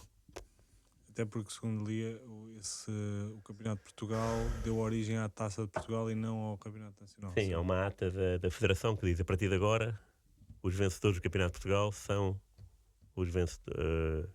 ou a competição que Dá é o lugar Campeonato a- de Portugal dá lugar à Taça de Portugal.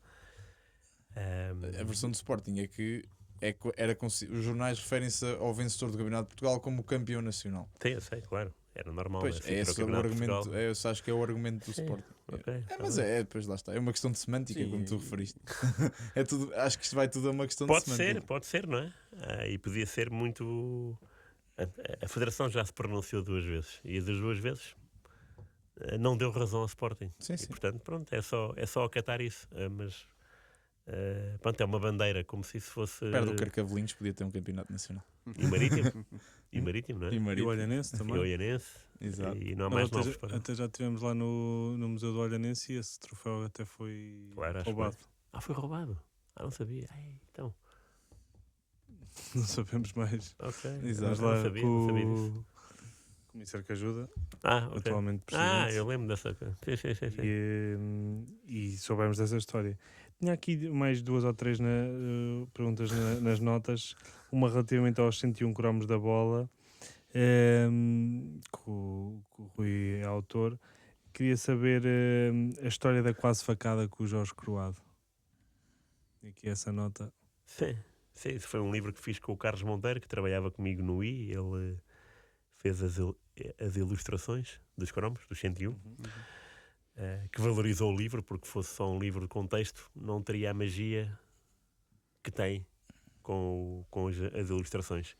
E Jorge Croado foi uma entrevista que eu lhe fiz no I, uma entrevista curta, a propósito do aniversário desse show.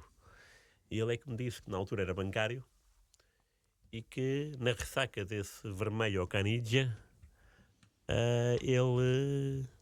ele ia entrar no banco de manhã e houve um adepto que se insurgiu e atacou-o com uma faca. E pronto, é essa a história, que é sempre uma coisa Ainda agora eu saí do estúdio com o Palmadeira, né? Como vocês sabem, vocês viram o Palmadeira. Cumprimentavam? Exatamente. E o Palmadeira fez parte da equipa que levou 7-0 de Celta de Vigo, né? Em 99, portanto faz agora 25 anos. E ele diz que as filhas sofreram imenso na escola. E também, quando o Benfica perdeu 7-1 com o Sporting em 86, portanto, outra década para trás, podia ser outra mentalidade, mas não, era igual. Os jogadores do Benfica, os filhos jogadores do Benfica, quem tinha, também sofreu bastante na escola. Como se tivessem um tipo de culpa. Sim, claro. Epá, e sinceramente não. Ouvir as pessoas falar disso faz-me confusão, porque eu não entendo o futebol assim. Não sei se alguma vez o entendi. Não posso falar por mim com 20 anos que eu não me lembro. Assim, mas acho que mesmo quando ia aos jogos do Sporting não era assim uma pessoa desequilibrada, porque isto é preciso ter um desequilíbrio, não é? Para ofender os filhos. Mas depois tu vais ver os jogos de futebol de sub-17 e sub-15 e percebes tudo, não é? Sim. E não só, e vais ao trânsito ou vais no metro, não é? E percebes para que as pessoas explodem por tudo e por nada.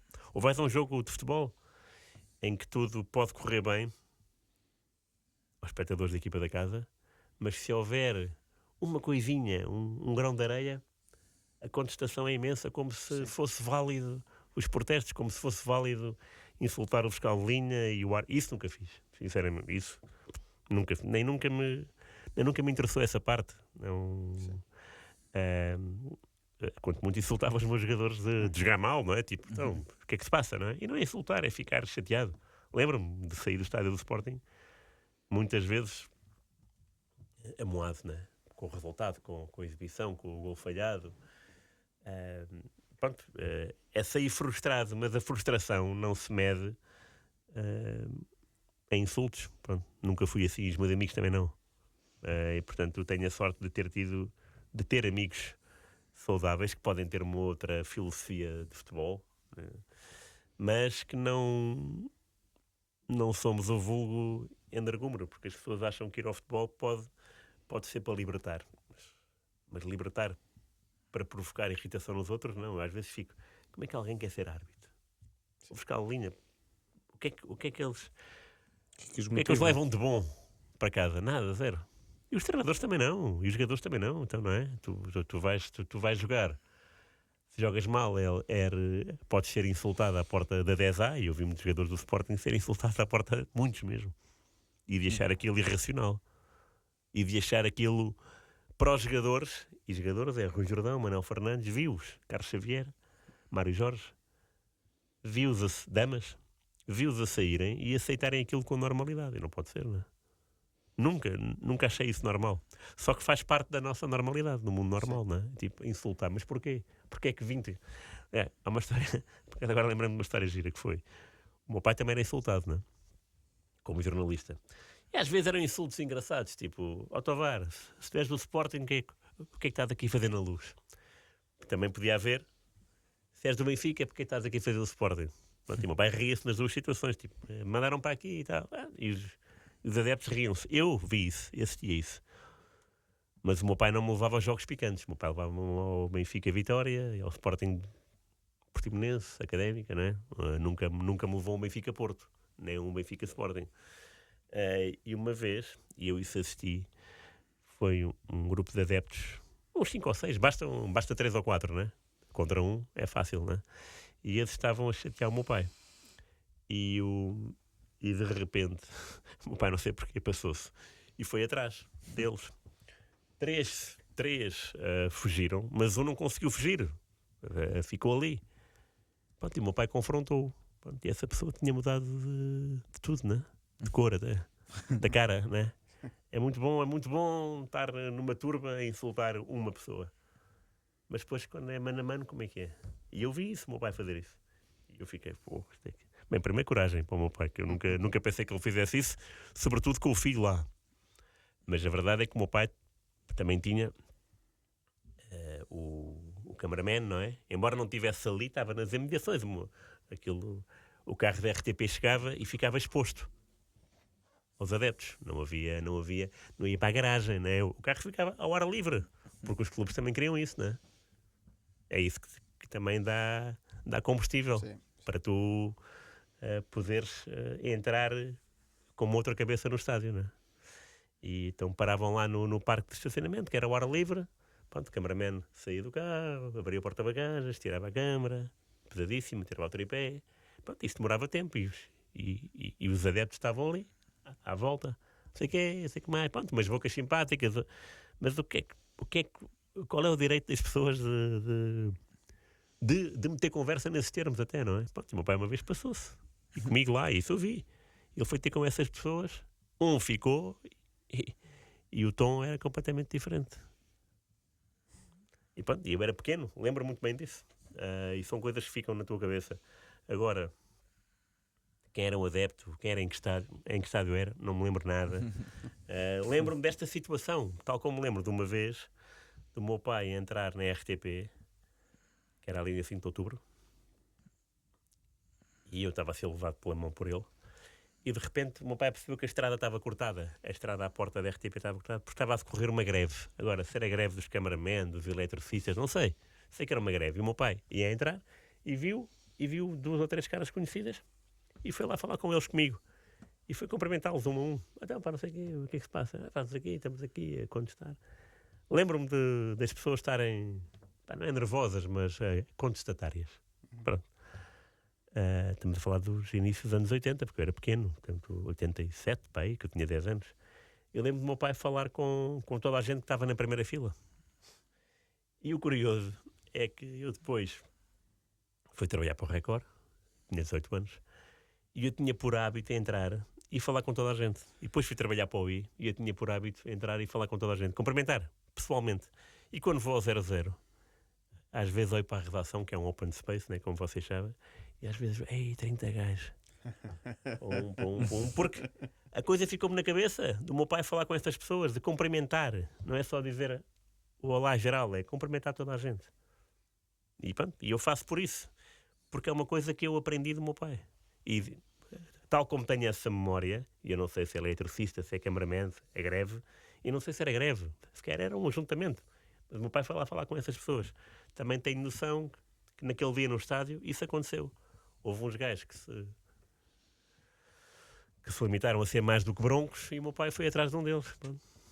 E apertou-lhe, tipo, então, o que é que se passa? E se calhar é o que muitos merecem que isso faça. Porque não há direito de ninguém incomodar ninguém.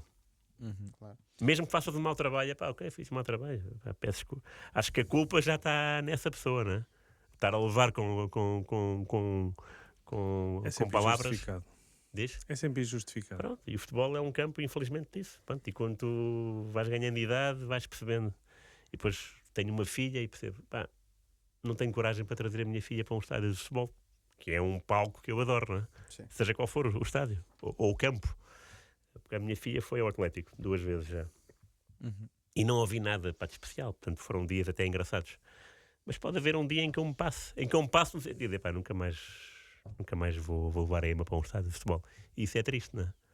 Porque isso não acontece no cinema, não acontece no teatro, Claro. não é? É verdade. Vais ao cinema, vês o cinema, não gostas do filme, sais a meio, Exato. não ficas a insultar o autor. Pronto, aqui é a mesma coisa. E as pessoas não entendem isso e preocupa-me. Agora, eu não posso mudar nada, porque mudar a multidão é impossível. Sim. Não sei se tens alguma história para puxar mais aqui ao Rui. Não, se o Rui se lembra, tenho aqui vários pontos. Se o Rui se lembrasse de alguma que Vou fazer quisesse aqui mesmo partilhar connosco. Podes ir pensando enquanto eu te vou metendo agora aqui um. Eu fui buscar aqui algumas estatísticas e uns casos interessantes e eu gostava que tu dissesses se achas que isto se vai voltar a repetir no futuro ou não. Muito bem, engraçado. Até porque eu acho que a maioria delas vão ser difíceis. E eu começava por António Oliveira, na época 82-83, penso eu, em que marca um hat-trick ao Dinamo Zagreb Sim. enquanto treinador-jogador. É engraçado, não é? Pois. Isto nos dias hoje impossível.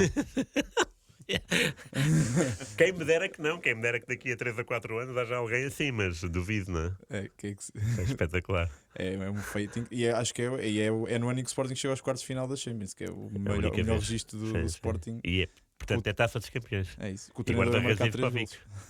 E guarda-redes é Ivkovic. Exatamente. Yeah. Exatamente. Engraçado, No Dinamo Zagreb. Yeah. Não, isso eu diria que é impossível. Sim. É impossível. A não ser Exato. que o Bernardo assuma o Manchester City um dia. Exato. Assuma a jogar. Ou Ronaldo no Al Nassr. Ou o Ronaldo na nossa, vês? Mais provável. Um hat-trick de penaltis. Exato. Também é provável isso. Sim, é verdade. Frederico Varandas referiu numa entrevista agora recentemente que para o Sporting é impossível ganhar a Champions League num futuro próximo. Tu achas que para qualquer um dos três grandes é impossível voltar a ganhar a Liga dos Campeões? Pá, diria que sim, mas não há dúvida que naquele ano em que o Benfica, e também acho que é por morar em Lisboa, não é? E por sentir muitos benfiquistas. E por ver o Benfica jogar e ganhar às Juventus e ao PSG, não foi? Ou empatou Sim. com o PSG só. Empatou os dois jogos, né? Dois jogos E ganhou os dois às Juventus. ganhou os dois às Juventus. E pronto, e depois também goleou o Bruges, que tinha vencido o Porto, portanto aquilo também pôs uma bola de neve. E percebe-se o entusiasmo. E o calendário também ajudava nesse contexto, porque apanhou o Inter, que na altura teve dificuldades para passar o Porto, e portanto pensava-se que o Benfica podia... Sim, claro. Pois, mas depois, mais a frio, pensavas, ok, o Inter foi com quem depois a seguir? Que já não Quase lembro. Milan. Foi com o Milan. Pronto. E depois a City? Não. Depois final do City. E eu percebi a lógica de pensamento. E é bom ser sonhador. 0, 0, 0. Sempre ser sonhador. Mas pá, mesmo assim achava complicado. Mas eu ia na onda, até porque eu tenho muitos amigos benfiquistas e costumo almoçar com eles, e eles estavam mesmo. Estavam ali com um bom ambiente. E um bom ambiente é favorável em tudo. Mesmo em momentos, e sobretudo em momentos de crise, não é? Vamos lá ultrapassar isto. Não era o caso. O caso é que estavam a levantar voo. Pronto, e depois foi muito... Até pareceu fácil para o Inter, não é? Pareceu mais fácil para o Inter eliminar o Benfica do que eliminar o Porto. Muito mais, ganha 2-0 aqui na Luz, e depois lá é um 3-3, mas é um 3-3 enviesado. Eu fui ver a Milão esse jogo. Yeah. Pois foi. Quem marcou o 3-3? Musa. Exatamente. Sim. Até foi na minha baliza. E o outro também foi o 3-2. Mas, aliás, esse 3-3 podia ser a quarta derrota seguida de Benfica, né? Que é Inter, Porto, Chaves, né?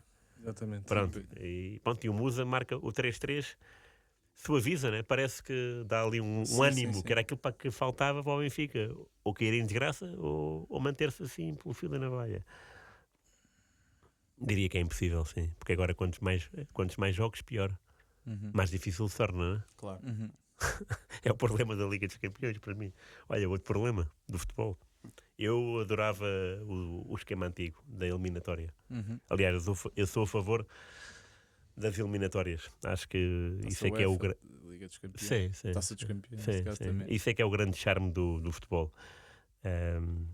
Mata-mata. Sim. Senão, qual é o gozo? O Real Madrid agora tem quantos pontos? Agora, que isto vai sair daqui a 3 semanas, mas agora tem 4 pontos, não é? Em 2 jogos. Sim, mas a gente sabe que o Real Madrid basta carregar um bocadinho no acelerador e...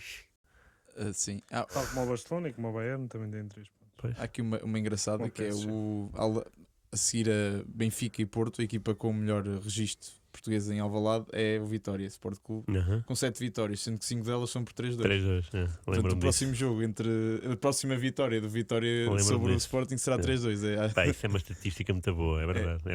Pô, 5 vezes 3-2. É isso, como é que é possível? Ganhar 7 vezes na história em Alvalade e 5 delas por 3-2. Incrível. E uma delas, lembro que o Sporting estava a ganhar 2-0 em intervalo. Sim, há ter sido das últimas. Se não foi a última, foi a penúltima. E o Oceano na baliza, depois acabou o Oceano. Não foi a última. Então não é essa. Mas há uma que é 2-0 também. Pronto, é a mesma coisa. Então veja, então repete. Sim. 2-0 em intervalo. Sim, sei qual é esse jogo. É mais recente, 2011, sim. 2012. Eu estava no I, lembro-me disso. Também é 2-0, 3-2. Foi o 3-2 é marcado pelo Bruno Teles, lateral esquerdo de Guimarães. Paulo Sérgio. Pronto. Lembro-me bem disso. E depois, aqui, alguns recordes da Primeira Liga que eu acho que são imbatíveis, porque a nossa liga tornou-se uma liga trampolim, por assim dizer. 9 golos do Pedro ter um jogo, não? Exato. Eusébio, 11 títulos. Achas que é possível? 11 títulos de campeão nacional? Não. Impossível. Sendo que o mais perto a chegar foi Vitor Bahia, assim mais recentemente. Mas é curioso. E o António Simões também. Também tem 10, 10. né? Era curioso ver se a Federação mudasse isso dos títulos, quantos é que teria os do Sporting, né? Ganhavam mais 4, mas são aqueles que ganharam mais. também, não é? Sim. Sim, os da década de Peruteu 40, e o- sim. não é? Vascos. Não é? Década de Quantos... Aliás, isso aconteceu no Brasil. O Pelé nunca tinha sido campeão brasileiro. De repente a CBF decidiu atribuir os títulos de campeão ao Santos, acho que é a Taça de Ouro. Chamava-se a Taça de Ouro, mas a Taça de Ouro não era o Brasileirão. O Brasileirão começou em 71. Só que houve alguém que se queixou, houve alguém que pôs não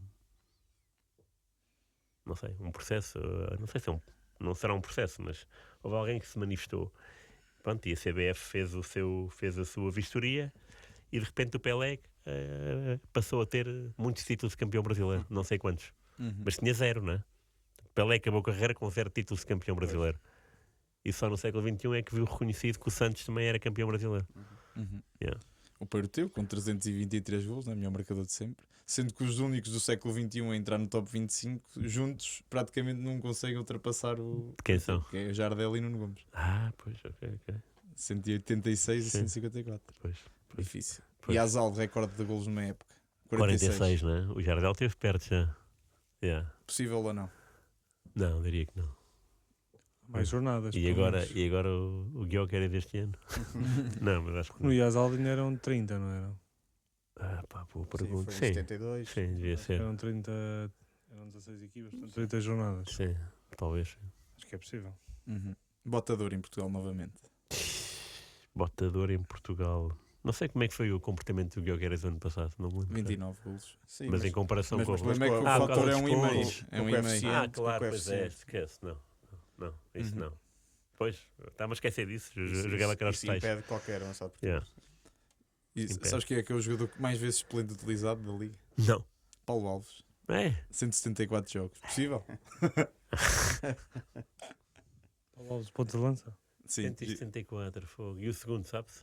O segundo sei, eu estive a ver hoje por acaso, agora não me lembro. Ok. Mas já Mas não está me lá recordo. perto de números, não? Estava perto, Estava. deve 150, 160. Ok. Pronto, e aqui, só aqui uma estatística também para fechar, e porque queria só esta reflexão, porque no século XXI só 4 treinadores estrangeiros é que foram campeões em Portugal, sendo que desde 2006 só Schmidt. Só os meses. Mas o que é engraçado é que há 25 treinadores com mais de um título ganho e 13 são estrangeiros. Pois, sim, antigamente era mato, não é? Sim, sim. E a minha Yeah. pergunta é: dos treinadores atuais, algum vai conseguir bater autoglória? Sendo que Ruben Amorim São 4, é? são 5. 5. Sérgio Conceição tem 3, Ruben Amorim tem 2. Pá, recordes são sempre bem-vindos, não é? Para ser batidos, é bom. É bom haver uma notícia em que diga foi batido o recorde, é giro. E é estimulante. Um recorde positivo, não é? Pá, se for maior goleada, é chato para quem sofre. Mas é difícil. Não sabia que era 5, jogava que era 4, vê lá. E 4 tornava, era mais fácil. 4 é o húngaro, como é que se... Eu não sei dizer o nome. Mas diz. É o Szabo. Ok, Szabo, sim. Pois está bem. Pois, ele responde pela época dourada do Sporting, né? Eu acho que é difícil. Mas cá estaremos. Cá estaremos para ver. Não me importava nada de ler isso. Para fechar, eu acho que era para fechar este episódio, só queria ao voltar a ouvir-te a contar a tua história do Ibrahimovic. Assim, para fechar rápido, Rápido. em ouro e em chave de ouro.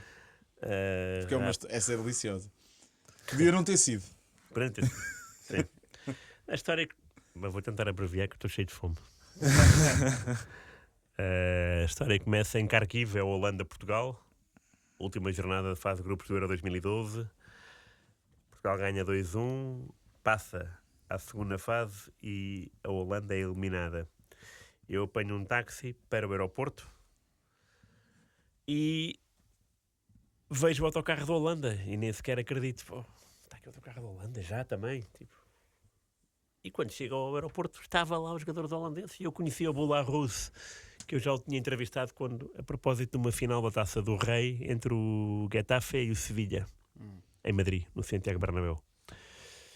E o Boula Rose era do Sevilha e eu estive no hotel e falei com ele. E ele, pronto, eu conhecia-o, claro, né? E ele também me reconheceu e tal. E falámos. E depois apanhei o Van der Vaart. E eu tinha um interesse em falar com o Van der Vaart e depois, se possível, com o Ibrahimovic, porque eles eram inimigos fidagais do Ajax, desde os tempos do Ajax. E tinha escrito já há muitos anos, no início do BI, em 2009. Portanto, estamos em 2012, né? Na altura.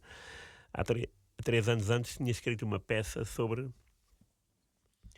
o motivo da saída do Ibrahimovic do Ajax para as Juventus no último dia de mercado. Portanto, ele já não aguentava o Ajax, o balneário, por conta, dizia que eram uns betinhos, né?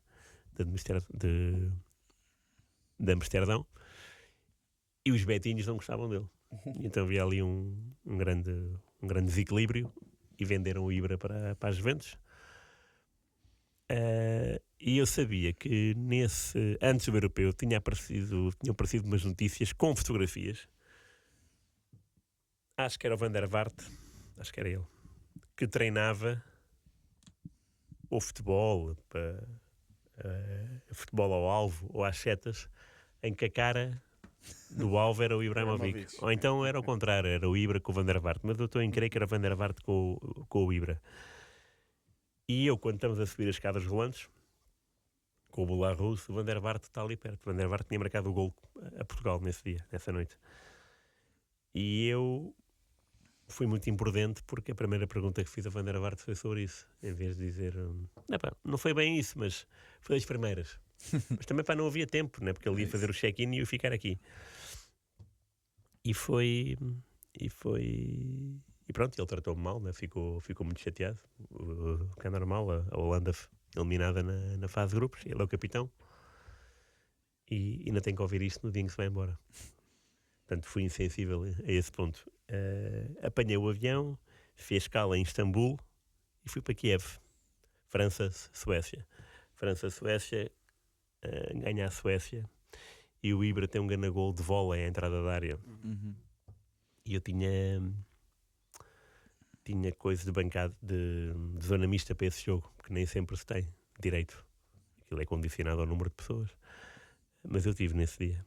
E então lá estava eu, na zona da imprensa escrita, porque aquilo é televisão, rádio, e depois imprensa escrita. Eu estava no fim da fila. Da fila, que aquilo é uma coisa zigue-zague, não é?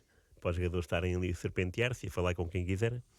E o Ibra, claro, tinha vencido, marcado o gol, estava todo lá no ar. E quando chegou à parte dos jornalistas de escrita, já não havia muita gente, porque aquilo demora imenso tempo. As televisões então monopolizam o tempo todo, e os jogadores também gostam de falar para a televisão do que para a rádio ou para o jornal escrito, ou para a imprensa escrita. E ele pronto, comecei a falar e do golo e da Suécia. Ele jogava no Milan, portanto, Milan era a minha equipa. Houve ali umas perguntas engraçadas. E depois meti o Van der Vaart. E o gajo, que é muito mais alto que eu, não é? Olhou para mim, viu a minha credencial e puxou a credencial contra o peito dele, né? Porque a zona mista não tem nada, não tem nenhum espelho ou não tem nenhum vidro. Aquilo são aquelas coisas que tu tiras, né? As baias. As baias. Pronto. Portanto, eu fui contra o peito dele e fiquei. Durante um segundo pensei, já fui, né? Mas ele depois sorriu e piscou-me o olho e seguiu a sua vida. E achei piada ao humor dele, não é? Mas que me assustou. E claro, sempre que ele marcava um golo ou sempre que se falava dele, lembrava-me dessa situação provocada por ele. E achava... Sempre o achei uma pessoa, um jogador diferente, pela quantidade de golos que marcou, pela qualidade dos golos que marcou. Sim. E por ser um jogador que nunca jogou sequer uma final da Liga dos Campeões, não é? Mas mesmo assim achava-se no direito de ser o rei da basófia. E no fundo, vais ver, ele marcou golos em Barcelona, Real Madrid, em Inter Milan, em Milan Inter, em Inter Juventus, em Milan Juventus, em Galaxy com outra equipa de Los Angeles, que até houve um jogo que foi mítico, que era ele de um lado e o Carlos Vela do outro. Ele marcou 3 golos. Marcou no Ajax PSV. Ele marcou em todos os jogos importantes. Quando havia, ele marcava. Pronto, e temos que, às vezes, não é só... Quantos títulos é que ele tem? Não ganhou a Liga dos Campeões. Está bem, mas fez isto tudo. Fez mais do que isso. Bolas, fez isto tudo. E levou a Suécia às costas em muito jogo. Marcou aquele gol de bicicleta. fora da área com a Inglaterra. Pá, é um jogador fantástico, né? Sim. Dá que pensar, se estivesse na equipa certa na hora H, seria o maior. Não foi, é pena. Nem sei qual foi a maior posição dele na bola de ouro. Também não estou a dizer que devia ganhar ou que devia ficar em segundo. Também não sei se ele era regular ou não. O que eu sei é que ele, nestes momentos, parecia que ele tinha um... Tipo, eu vou lá estar, eu vou marcar. E marcava. E é top 15, melhores marcadores da história de futebol. É? É mesmo o 15, é o 15º. Pô, olha, vês, não sabia. Isso é fantástico. Sim, Pô, é um número de golos desses. O número de golos são 590 e... Incrível. Não sabia. 561. Muito bom, pá. Ele Menos, era... menos 17 que o Eusébio. Pois. E ele, não é? É um armário, tipo, pá, Sim. não era... É suposto marcar muitos golos, mas também não é, porque ele fazia muitas habilidades com a bola, Tinha não é? muita agilidade. Ele, para aquilo que... Sim, para aquela altura... Artes marciais mesmo. Sim, Tinha formação. pois, claro, verdade. Tinha muita Eu percebi. agilidade para a altura que tem. Quando ele fez assim, eu percebi que era arte. Está bem. Rui, muito obrigado. Obrigado, pá. Uhum. O prazer foi meu. Vamos agora, Até à próxima. Vamos jantar, vamos comer. Vamos com uma queijo. E espero que depois venhas na próxima temporada fazer o hat-trick. Ou Com o Jorge ainda Andrade. Que o Jorge Ou Andrade. ainda, é Um em isso, com o cada- Jorge Andrade. Um em cada ponta. Exato, sim senhora. O Muito Jorge precisa de um obrigado. bocadinho mais de espaço. Tá bom. Muito obrigado por Obrigado, esta vista. obrigado. Obrigado a todos aí. Não se Obrigadíssimo. esqueçam de seguir Obrigado. Fora de Jogo. Seguir também todo o trabalho do Rui. É isso. E agradecer à RFM por nos receber aqui. À Grupo Renascença por nos receber a todos. Obrigado, Rádio. Portanto, um abraço e fiquem até à próxima. 90 mais 3 é a bola a girar, o quinto o Couto a cruzar e o Rabassa a converter. 90 mais 3 indivíduos sensatos, soltinhos e pacatos até o clima ferver. E à medida que a semana nos vai dando muita trama, é o fora de jogo que está no 90 mais 3.